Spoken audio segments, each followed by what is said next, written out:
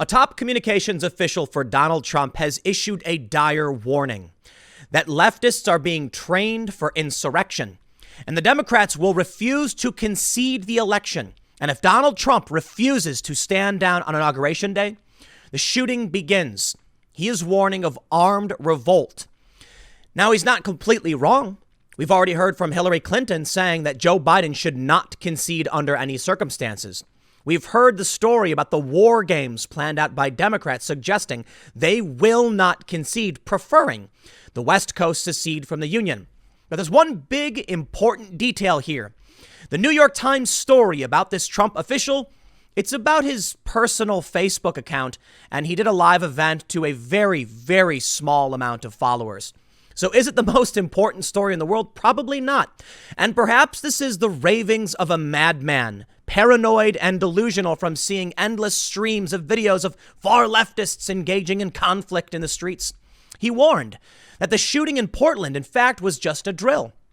But maybe it's more than the ravings of a madman.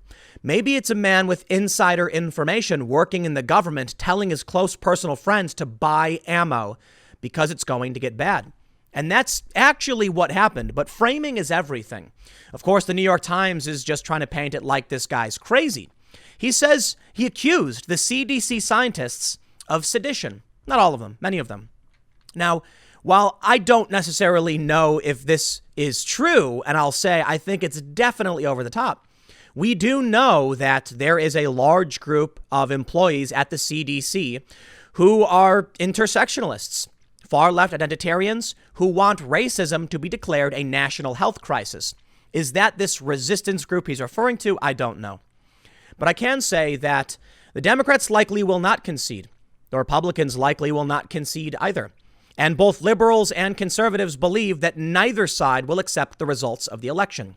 And that's why I often talk about the potential for civil war. Now, some people have pointed out and said things like there's no ideological line. There's no hard-hitting ideological line for a civil war. Well, in reference to the first Civil War, we had slavery. I don't know if that's mandatory or essential to a civil war. I don't know if a civil war will actually happen, but I will tell you this. Many of the naysayers have said to me, Tim, you're being silly. Just because Antifa and the Proud Boys are fighting in the streets doesn't mean there's going to be a civil war. And of course, that's never what I really meant. And I explained this several times. What happens when the ideological split, the crack in the windshield, starts splintering and makes it all the way to the top? At that point, everything splits down the middle. You see, in this organization, the CDC, you have a man saying that they're going to have to kill him, and he believes there is a resistance cell of people trying to undermine Donald Trump. Of course, the mainstream media is saying he's the crazy one. It doesn't matter who's right as far as I'm concerned. What matters is that both sides are pointing the finger at each other, and there are large amounts of people on either side pointing the finger back. At a certain point, I fear there will be a Secret Service agent, a police chief, an FBI high-ranking official, and they'll be looking at two factions and they'll both be yelling, "I'm the real president, arrest them." It's almost like that trope in movies where the evil twin says, "I'm the real Tim." No, he's the evil twin. Who do you decide? Or who do you pick? And so the fear is that come election night, Trump and Biden will both declare victory. Factions within the government will be at odds with each other, and there will be no unified law enforcement, in which case it's your guess is as good as mine as to who wins.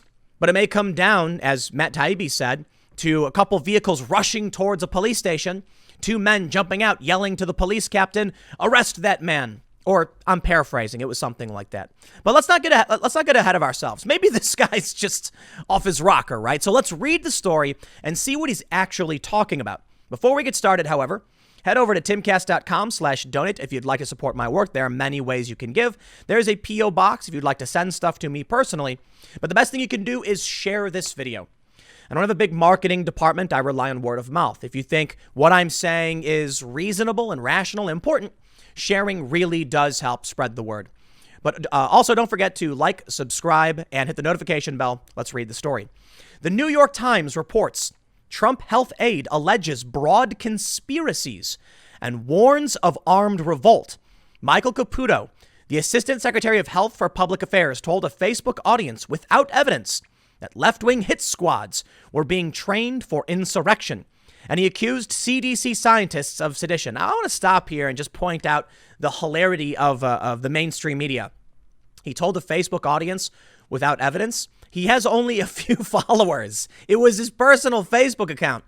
And if he's just giving his opinion, do you expect him to pull up evidence like I do every single video? You see, this is why I do what I do. I used to actually just host a regular video and do edits. No. You got to have evidence for everything. All right. Here's the story.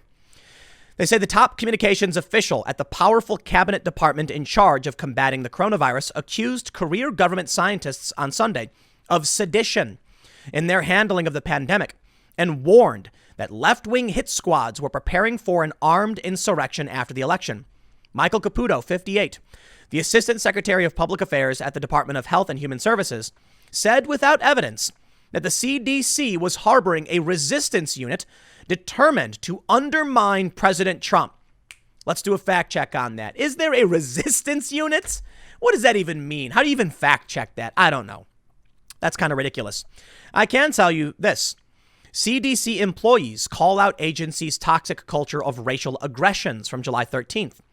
They say more than 1,200 current employees at the CDC have signed a letter calling for the federal agency to address ongoing and recurring acts of racism and discrimination against black employees, NPR has learned. In the letter addressed to CDC Director Robert Redfield and dated June 30th, the authors put their call for change in the context of the coronavirus's pandemic disproportionate impact on black people and the killings of George Floyd, Ahmaud Arbery, Breonna Taylor, and Rayshard Brooks. NPR obtained a copy of the letter, which is published below. Quote, in light of recent calls for justice across this country and around the world, we, as dedicated public health professionals, can no longer stay silent to the widespread acts of racism and discrimination within the CDC that are, in fact, undermining the agency's core mission. Well, it doesn't necessarily prove that there is a sleeper unit or, resistance unit, whatever, opposing Trump. It does show, however, that there is a large portion of people at the CDC, just over 10%, who adhere to the leftist ideology and are pushing left-wing talking points. While that doesn't mean it's a coordinated unit, it does suggest there are going to be individuals in the CDC, by any means necessary, decided they will stop Trump. That's the saying for many of these Antifa types and many of these ideologues. Let's read more. They say Mr. Caputo, who has faced criticism for leading efforts to warp CDC weekly bulletins to fit Trump's pandemic narrative, suggested that he personally could be in danger. Quote, you understand, they're going to have to kill me. And unfortunately, I think that's where this is going. Mr. Caputo, a Trump loyalist installed by the White House in April, told followers in a video he hosted live on his personal Facebook page. They say he has 5,000 Facebook friends, and the video has been viewed more than 850 times. 850 people heard a guy say this. And this is news, New York Times? Come on, why am I talking about this? Okay. I think the New York Times is reaching really far to try and come up with a story. And I find myself in a position where I'm questioning whether or not I should even be talking about it because 850 people heard this guy say this. But this does provide an example of something I've long feared. Whether it's widespread or not, elements within the federal government are at odds with each other, are accusing each other of being bad or evil or just amoral, whatever, at odds, resisting the president. So what happens when these people at the CDC who oppose this guy, what happens when there's no clear winner of the election? Certainly, I hope that the resistance just stops. They won't. They won't stop. They've said they won't stop. And Kamala Harris said they should not let up. So why would they? It's been going on for months. The issue here is that these people are in the highest level of government. They just haven't started yet necessarily. We've already seen I believe it was Portland. It was in Oregon. An actual Democrat staffer was arrested for rioting. They say Mr. Caputo delivered his broadside against scientists, the media, and Democrats after a spate of news reports over the weekend that detailed his team's systematic interference in the CDC's official reports. Let me stop there. We could frame it the other way. That this guy was trying to stop bunk science from getting pushed out. In fact, he actually said that. He goes on to point out that they're holier than thou using bad science. Now, they do mention this quote. They say Mr. Caputo on Sunday complained on Facebook that he was under siege by the media and said that his physical health was in question and his, quote, mental health has definitely failed. I don't like being alone in Washington, he said, describing, quote, shadows on the ceiling in my apartment. They're alone. Shadows are so long. He then ran through a series of conspiracy theories, culminating in a prediction that Mr. Trump will win re-election, but his Democratic opponent, Biden, will refuse to concede. Quote, and when Donald Trump refuses to stand down at the inauguration, the shooting will begin, he said. The drills that you've seen are nothing. If you carry guns, buy ammunition, ladies and gentlemen, because it's going to be hard to get. Wow. Bold. Despite the criticisms of his team's interference with the CDC, Caputo said he expected to remain in his post because Mr. Trump supported him. Quote, I'm not going anywhere. I swear to God, as God is my witness, I am not stopping. What do you think the left is saying in response to things like this? He said this. Mr. Caputo suggested, without evidence, that the August killing of a Trump supporter in Portland by an avowed supporter of Antifa was part of a broader left-wing plot to target the administration's supporters. Quote, remember the Trump supporter who was shot and killed? That was a drill. The New York Times says he needs evidence, and he definitely does. I'm not going to believe that this guy's correct. I think there are leftists who are training. I think there is a high potential for civil conflict, and I think the New York Times wants to frame this as Donald Trump's going crazy. Oh, his staffers are nuts. Well, that will only make things worse. Trump's supporters and his loyal base are going to side with him, and it's all about framing. The New York Times asserted without evidence what? How many things? All the time. Got us into a war in Iraq. So how many people are going to believe the New York Times? A lot, and a lot won't. And therein lies the bigger problem, the fractured realities. Is Trump the evil fascistic dictator? No, obviously, of course not. Is this guy getting over the top? And yeah, maybe. But maybe he's not really, maybe he's being hyperbolic. Maybe he's pointing to the CDC story I just showed you, and he's just saying, look at these people, this resistance group. Maybe the New York Times is trying to take him literally when he's mostly being figurative and exaggerating. Either way, there are going to be elements within the government that oppose each other. And what do we do when the two vehicles rush to the Secret Service and they pull, Biden and Trump both point, I'm the president, arrest this man. I don't know. Maybe it won't happen, but maybe it will. The Atlantic. The Democrats may not be able to concede. If Trump wins, especially after losing the popular vote, the left may draw the wrong conclusions. From Shadi Hamid for The Atlantic. Well, I don't know what to tell you guys. I think, people pointed out to me, they say, Tim, you're always saying there's going to be a civil war and blah, blah. You've been saying it for years, Tim. And I'm like, I don't know, maybe I'm wrong. I'm just a dude who complains about things on the internet. All right, that's about it. Okay, I read things and I try and fact check them and I complain about the bad news, like the bad journalism. Bad news is bad, whatever.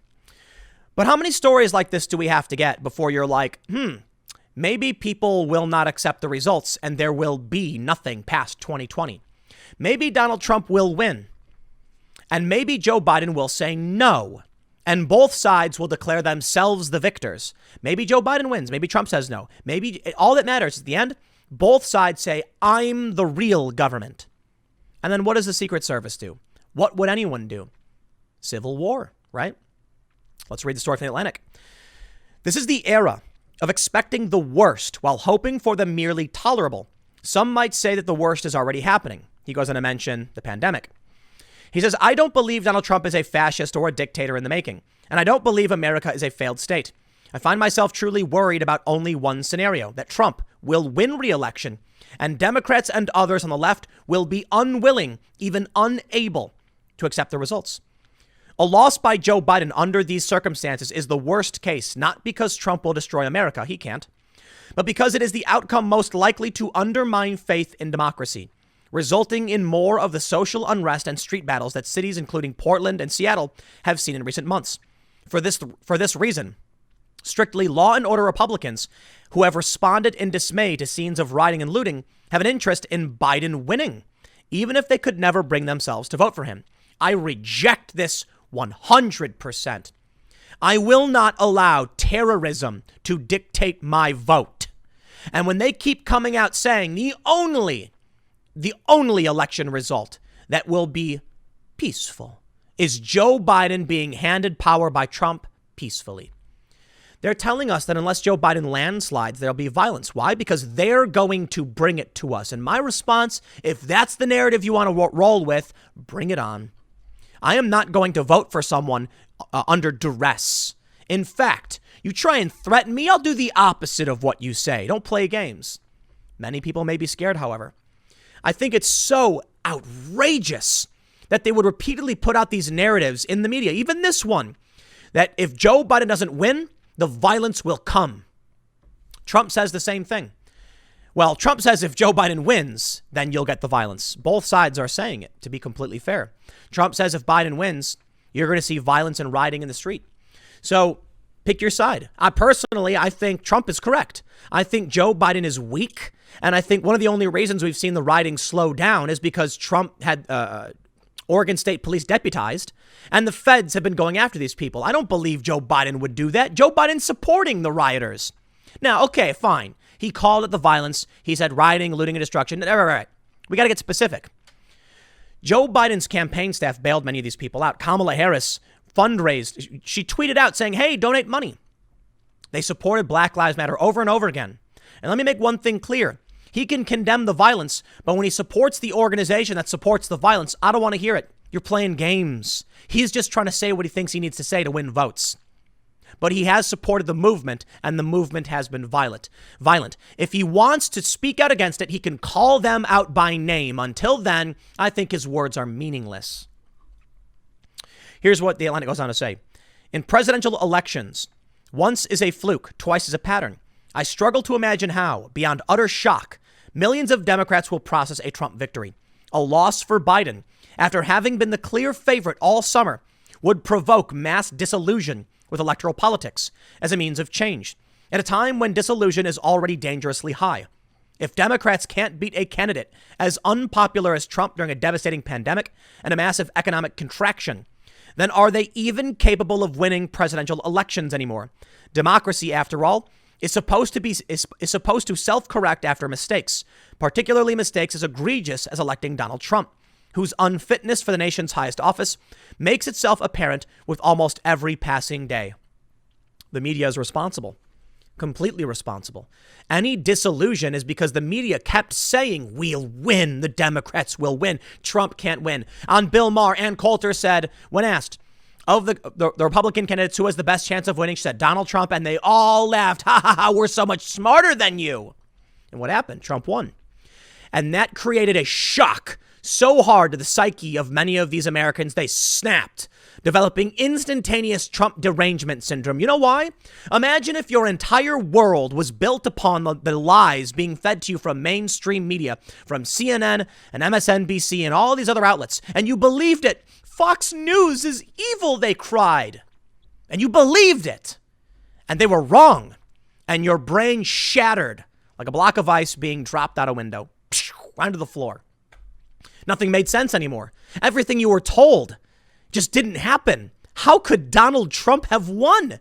All of the bad things they said about him, and he won. These people have lost it.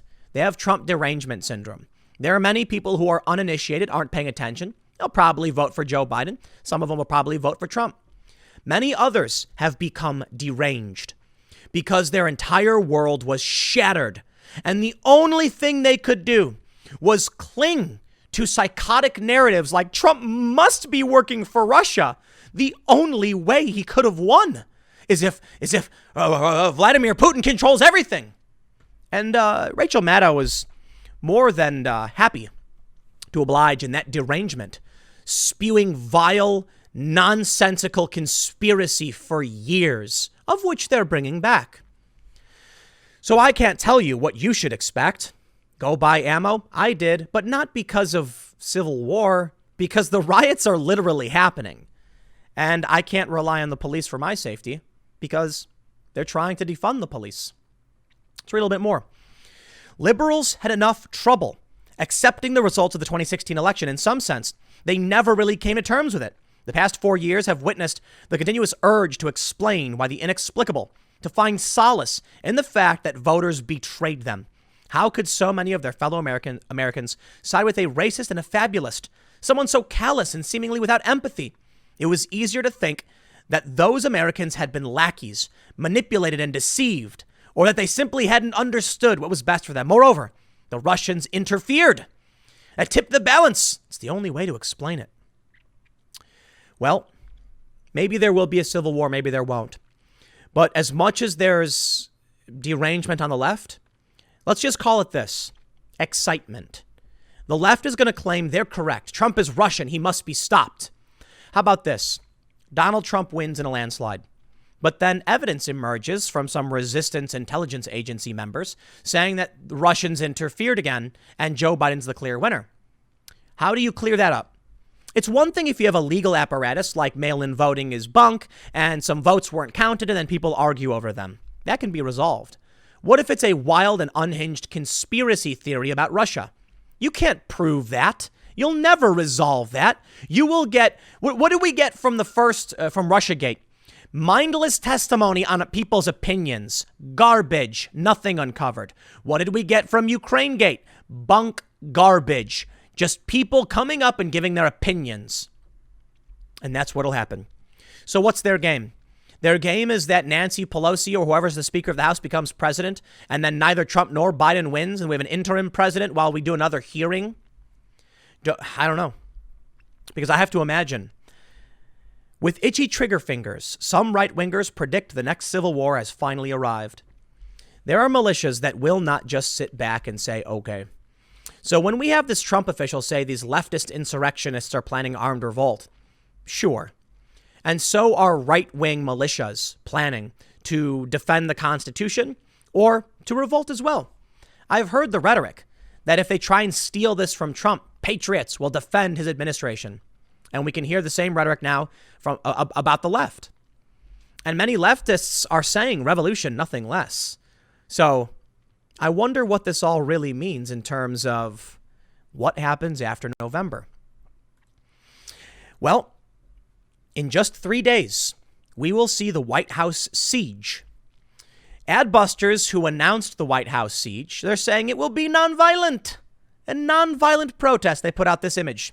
50 days of nonviolent protests. And boy, did they try really hard, but then put White House siege in all red.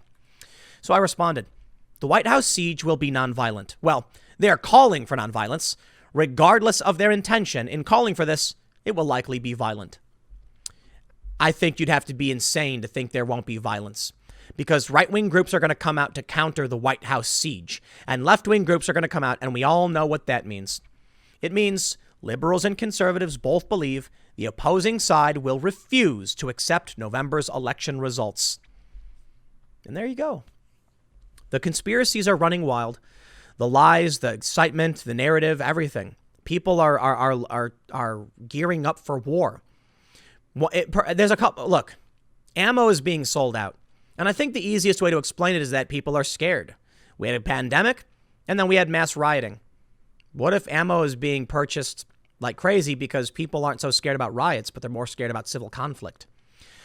I live in a very blue area, very Democrat area. And the gun store is sold out of basically everything. I mean, they have got some guns and they got birdshot, but most of the other ammo, just not there. I wonder what that means. And say it again. If both sides are feeling the exact same way, if both sides have individuals operating in the government, that's where things break down. I was told a couple of years ago, when I said it feels like civil war is coming, I was told by several people the government will never allow that to happen.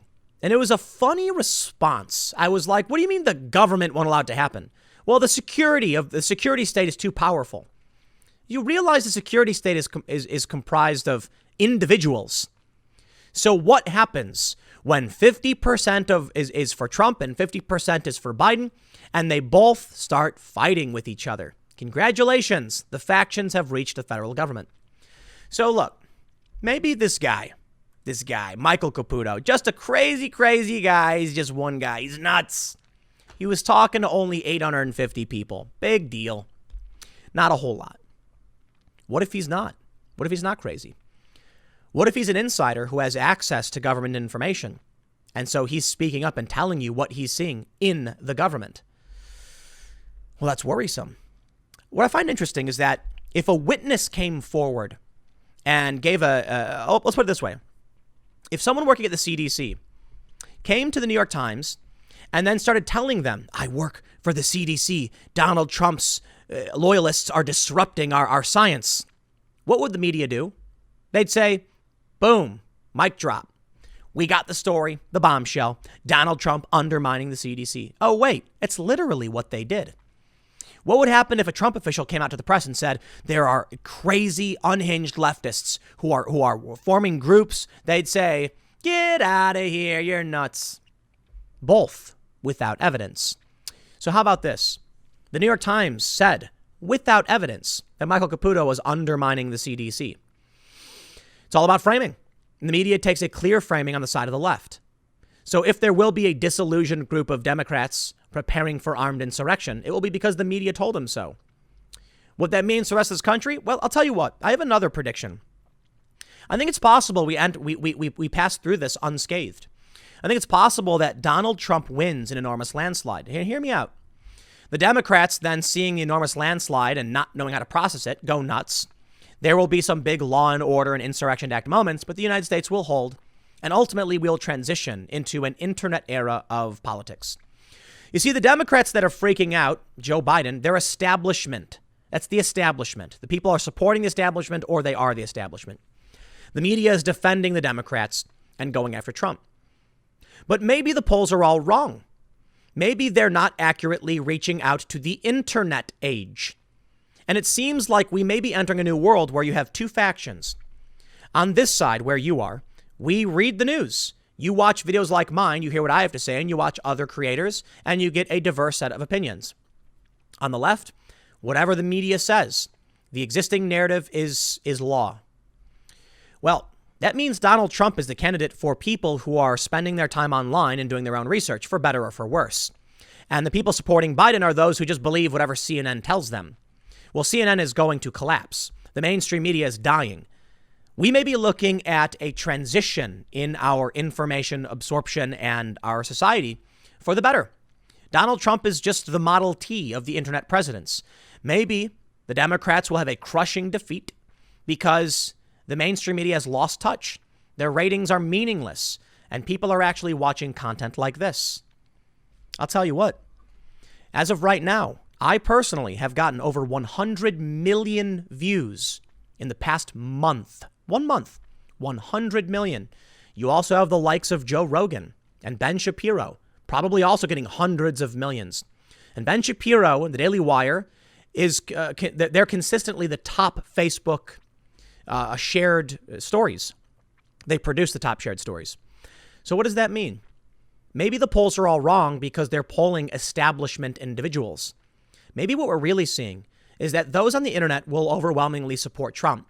And then among establishment individuals, people still watching mainstream media, it's evenly divided, meaning the Democrats have like a quarter to 30% support from the registered voters. Or the establishment is right. We're all wrong. We're crazy internet people. What do we know? That could be the case. At any rate, I don't know. But I think my more hopeful outcome is that we are going through a hard transition and that after 2020, we will move towards populist candidates due to the internet. It's a new phenomenon. It's a new technology. And we'll see how it impacts us. I'll leave it there. Next segment's coming up at youtube.com/TimCastNews at 6 p.m. Thanks for hanging out, and I will see you all then.